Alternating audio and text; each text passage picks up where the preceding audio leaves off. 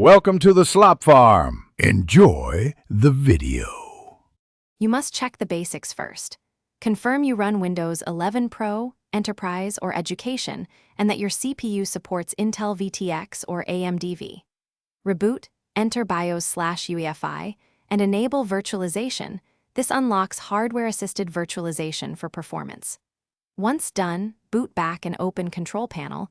Go to Programs and choose Turn Windows Features on or off. Make sure Hyper-V and the Hyper-V Management Tools box are selected. This starts the OS-level enablement step. Now you install the components.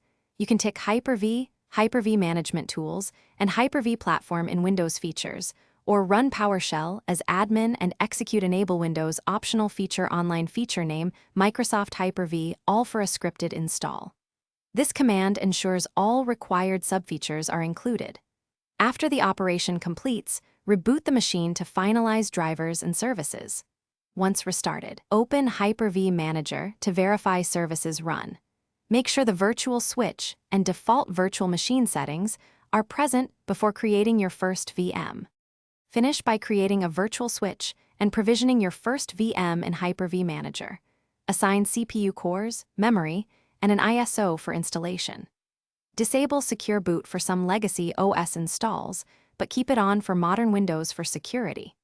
If a VM won't start, make sure Hyper-V services are running and Device Manager shows virtualization enabled.